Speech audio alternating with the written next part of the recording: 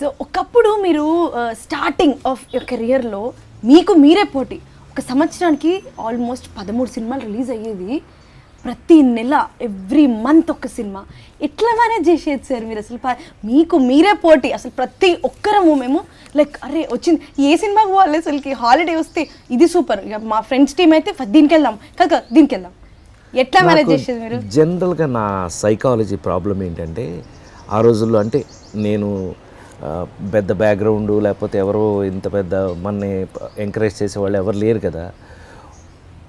ఒక ట్రెండ్ మనం హీరోగా నేను ఒక కామెడీని బేస్ చేసుకుని ఒక ట్రెండ్ నా కోసం నేను తయారు చేసుకున్న ట్రెండ్ ఇది సెపరేట్గా ఎప్పుడైతే లేడీ స్టైలర్ దగ్గర నుంచి సక్సెస్ అవ్వడం మొదలయ్యిందో నాకు వచ్చిన అవకాశాలను పోగొట్టుకోవడం ఇష్టం లేదు అప్పట్లో.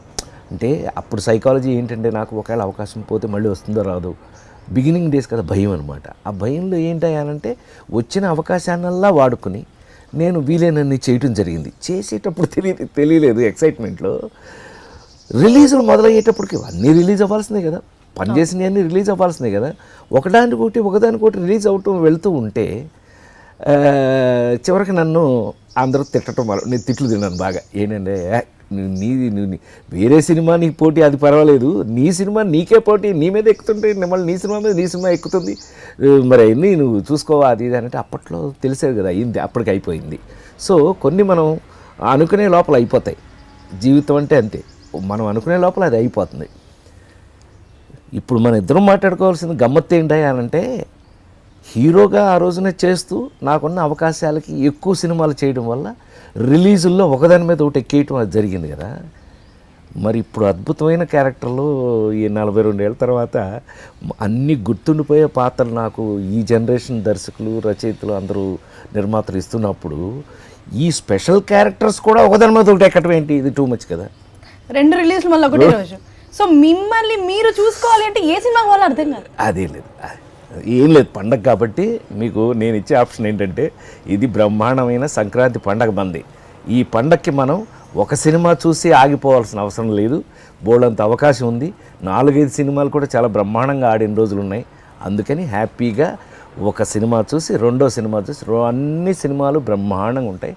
అందరూ అద్భుతమైన సినిమాలు తీశారు, మీరు అన్నీ చూడొచ్చు, రకరకాలుగా ఎంజాయ్ చేయొచ్చు. సార్ నాకు మీకున్నది ఎనర్జీ నేను ముసల్దాన్ని అయ్యే వరకు కూడా నాకు కాస్త ఇవ్వండి. చిట్కా ఏంటి? చిట్కా అంటే అమ్మా, మీ బట్టి వాళ్ళు అందరూ నిజంగానే ఎప్పుడు అడిగే క్వశ్చన్ ఇది, మంచి క్వశ్చన్. ఎనర్జీ ఎప్పుడు వస్తుంది? సంకల్పంతో వస్తుంది. మనం ఈ పని చెయ్యాలి అని ఎంత నీకు స్ట్రాంగ్ సంకల్పం అంటే నీకు ఒక డెసిషన్ ఎప్పుడైతే ఉంటుందో దాన్ని బట్టి నీకు ఎనర్జీ ఆటోమేటిక్గా వచ్చేస్తుంది.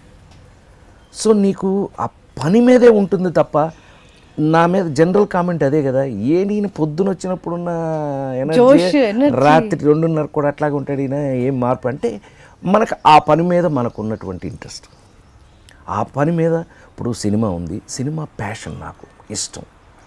సినిమా అంటే మనకు బాగా ఇష్టమైనటువంటి ప్యాషన్. సో ఏదైతే ఇష్టం అవుతుందో దాంట్లో మనకి టైర్డ్నెస్ లేకపోతే దాంట్లో విసుకో లేకపోతే ఇంకోటి రాదు అసలు. నేను ఎన్నిసార్లు ఆలోచించినా నాకు అనిపించేది అదే, ఇది మనకి ఇష్టమైన పని, అందుకని మనకు దాంట్లో బోరు కొట్టడం ఉండదు. సో పనిని ఇష్టపడటమే ఇంపార్టెంట్.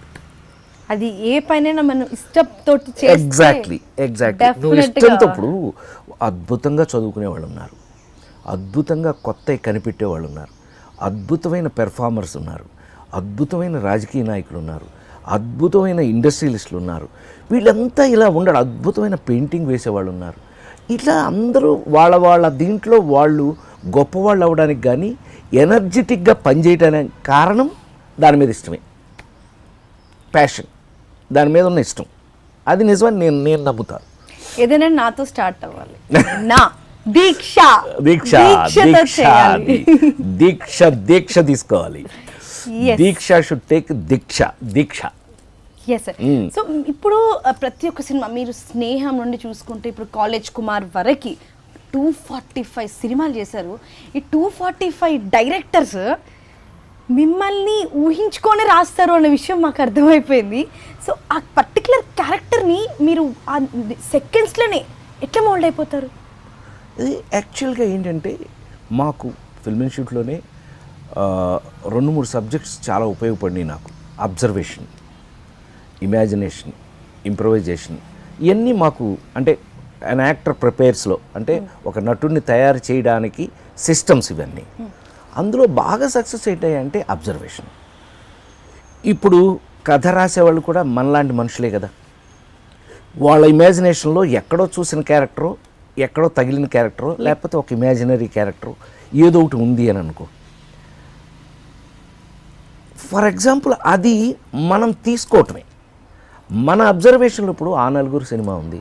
ఆ నలుగురు సినిమాలో ఆ హెవీనెస్, ఆ రఘురామ్ అని ఆ పాత్రికేయుడు క్యారెక్టర్ అనుకోండి, వెంటనే మనం ఒక రామోజీరావు గారిను ఒక ఇట్లా మనకు తెలిసిన వాళ్ళు ఎవరిని అబ్జర్వ్ చేసిన దాంట్లో ఉంటుంది. దాంట్లో క్యారెక్టరేషన్ ఫిట్టింగ్ చేయాలి అని అంటే మా నాన్నగారు, ఆయనంత టీచరు, మా నాన్నగారు స్కూల్ టీచరు, ఆయనంత సీరియస్గా ఉండేవారు. సీరియస్నెస్ ఉంటే ఆయనది వాడటం, కొంచెం సరదాగా ఉన్నట్టయితే ఎన్టీ రామారావు గారు ఎలా బిహేవ్ చేశాడు ఇది వాడటం. ఇవన్నీ కూడా వాడటం అనే మాట నేను ఎందుకు అన్నాను అని అంటే, నువ్వు అడిగిన దానికి ఆ క్యారెక్టర్లోకి ఎలా వెళ్తారు అని అంటే మనని మనం అడాప్ట్ చేసుకోవటం ఆ క్యారెక్టర్లోకి, అయితేనే క్యారెక్టర్లా కనపడుతుంది. లేకపోతే అన్నీ ఒకటిలా ఉంటాయి కదా. ఇప్పుడు నాకున్న ఒక అదృష్టం ఏంటయ్యా అని అంటే, అటు పెళ్లి పుస్తకం వేరేగా ఉంటుంది, ఇటు లేడీస్ టైలర్ వేరేగా ఉంటుంది. అంటే ఒకదానికి సంబంధం లేకుండా ముఖ్యమంత్రి వేరేగా ఉంటుంది, ఎర్రమందారం వేరుగా ఉంటుంది, ఆ నలుగురు వేరుగా ఉంటుంది, F2 వేరుగా ఉంటుంది, మహానటి వేరుగా ఉంటుంది, ఓ బేబీ ఇంకొకలా ఉంటుంది. సో వీటన్నిటికీ అవకాశం ఏంటయ్యానంటే, ముందు అద్భుతమైన విషయం ఏంటంటే ఈ జనరేషన్ వాళ్ళు నాకు అవకాశం ఇవ్వటం. ముందు థ్యాంక్స్ ఫర్ దెమ్. ముందు ఈ క్రెడిట్ వాళ్ళకి చెందుతుంది. వాళ్ళు నా మీద నమ్మకం పెట్టుకుని ఈ పాత్రని ఇలా తయారు చేసుకున్నారు అని అంటే, ఆ తయారు చేసుకున్న పాత్రలోకి మనం ఎంత కష్టపడి చేస్తామనేది లెక్క. 1977లో స్నేహం సినిమా మొదటి సినిమా.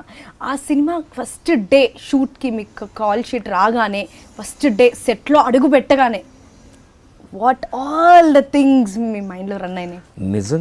నిజం చెప్పాలి అంటే మాత్రం చాలా ఫ్రాంక్గా చెప్తున్నా, చాలామంది అట్లా చెప్పకపోవచ్చేమో. ఫస్ట్ డే అంటే రాజమండ్రిలో ఒక కాలేజీలో షూట్ అదే కాలేజీ లోపల అంటే క్లాస్ రూమ్ లోపల జరిగే సీన్తో స్టార్ట్ చేసాం. వెరీ ఫ్రాంక్లీ స్పీకింగ్ ఏంటయ్యానంటే, ఫిల్మ్ ఇన్స్టిట్యూట్లో గోల్డ్ మెడల్ తీసుకొచ్చిన ఆ విపరీతమైన ఇంత చేసేయాలనే తాపత్రయం. బాపు గారు పైగా ఆల్రెడీ అసలు ఆయన అద్భుతమైనటువంటి మహాదర్శకులు, వాళ్ళు ఎంత గొప్పవాడు బాపు గారు డైరెక్షను, ఇషాన్ ఆర్య అని ఇండియా లెవెల్లో కెమెరామెన్, ఇవన్నీ అందరూ ఉన్నారంటే నేను నిజంగా చెప్తున్నాను కంగారులోనే సగం అయిపోయింది. Very frankly speaking. అప్పుడు మనం ఇది ప్లాన్ చేసి చేద్దాం, ఇది అలా పెర్ఫామ్ చేద్దాం అంత సీన్ లేదు. అది చెప్పింది చేసేసి బయటకు వచ్చేటప్పటికే మనకి పాస్ అయ్యేవరా బాబు. సో 4.5 డికేడ్స్లో 1977 నుంచి ఇప్పుడు 2020 అలా వైకుంఠపురంలో వరకు different types of artist in and around ఎన్నో చేంజెస్ వచ్చినాయి.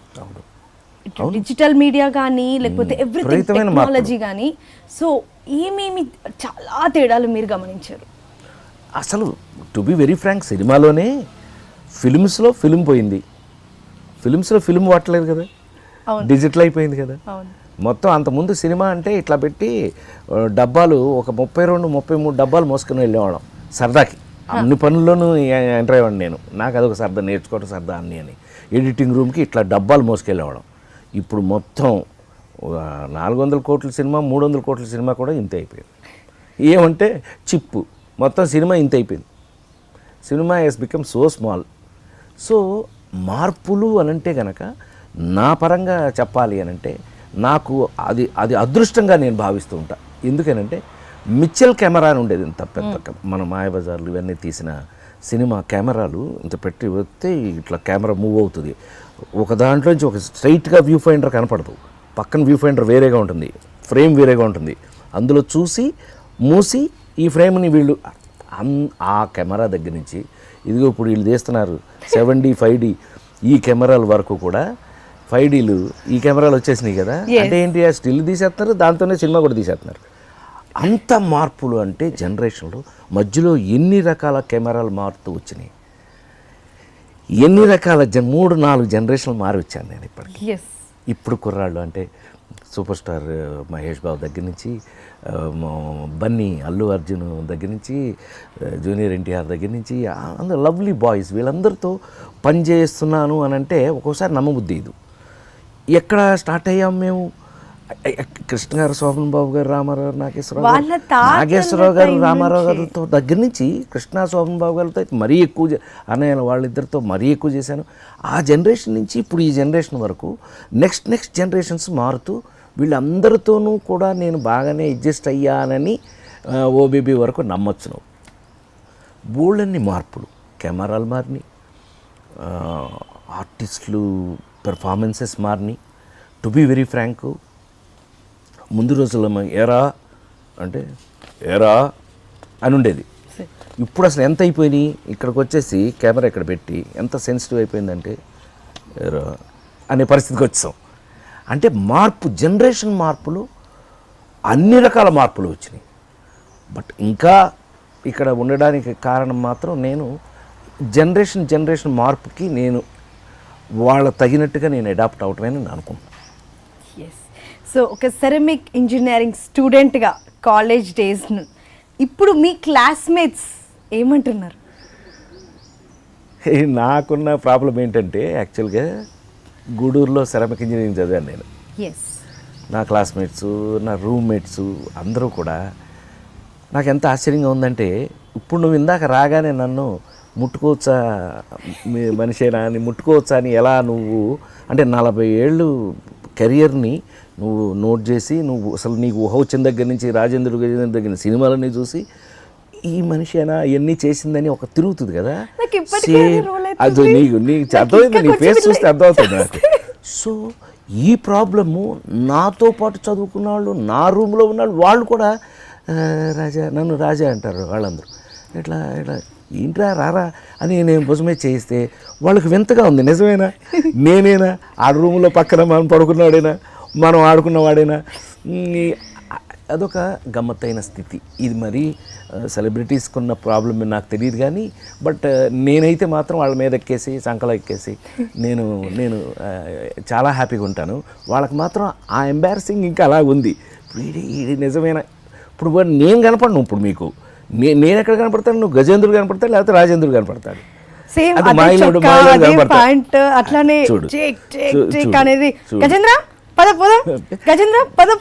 వచ్చి మీద కూర్చునేది. గజేంద్రుడితో మీకు భలే రిలేషన్ ఉంది అసలుకి, అద్భుతం అసలు. దాంతో అదే ఇందాక చెప్పావే క్యారెక్టర్లోకి ఎలా వెళ్తారు అన్నట్టుగా దాన్ని ఫ్రెండ్ చేసుకోవటానికి